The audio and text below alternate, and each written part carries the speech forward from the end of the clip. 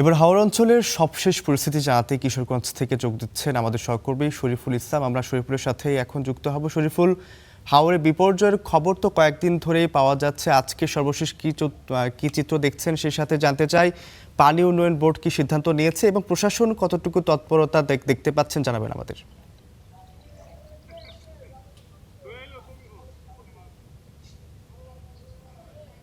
আপনাকে যদি আসার খবর বলি, সেটা হচ্ছে যে সকাল থেকে কিন্তু যে বৈরী আবহাওয়া সেটি কিন্তু আমরা লক্ষ্য করছি না।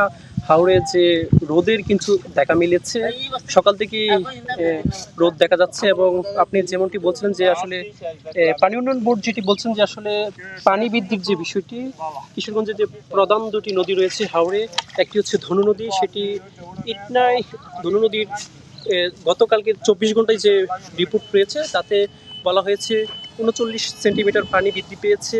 এর পাশাপাশি অষ্টগ্রাম হাওড়ের যে কালনী নদী রয়েছে তাতে 69 সেন্টিমিটার পানি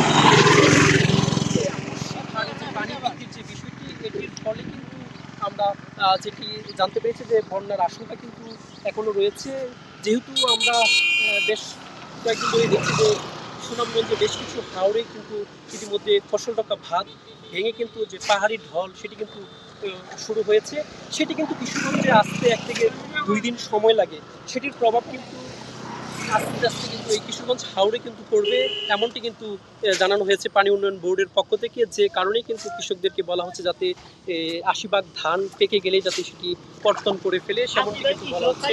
আমরা যেটি দেখছি যে কৃষক কিন্তু এই বৈরী আবহাওয়ার মাঝেই কিন্তু তারা আধা পাটা যে কাঁচা ধান সেটি কিন্তু তারা গড়ে তোলার জন্য কিন্তু ব্যস্ত সময় পার করছেন। তারা যেটি বলছেন যে টানা কয়েকদিনের ভারী বৃষ্টিতে কিন্তু প্রায় জেলার 5,000 হেক্টর জমি কিন্তু তলিয়ে গিয়েছে, যার ফলে কিন্তু তারা যে বিষয়টি বলছেন জলাবদ্ধতা তৈরি হওয়ায় কিন্তু কম্বাইন্ড হারভেস্টার মেশিন কিন্তু তারা ব্যবহার করতে পারছেন না, যে কারণে কিন্তু তারা এই যে শ্রমিক সংকট সেটিও কিন্তু দেখা দিয়েছে হাওড়ে। সব মিলিয়ে কিন্তু একেবারেই বিপাকে পড়েছেন এই হাওড় অঞ্চলের কৃষকরা। তো এই ছিল আমার কাছে কিশোরগঞ্জের যে জলাবদ্ধতায় যে ধানের জমি ক্ষতি হয়েছে তা নিয়ে আমার কাছে থাকা সবশেষ তথ্য। শরীফুল, আপনাকে অসংখ্য ধন্যবাদ।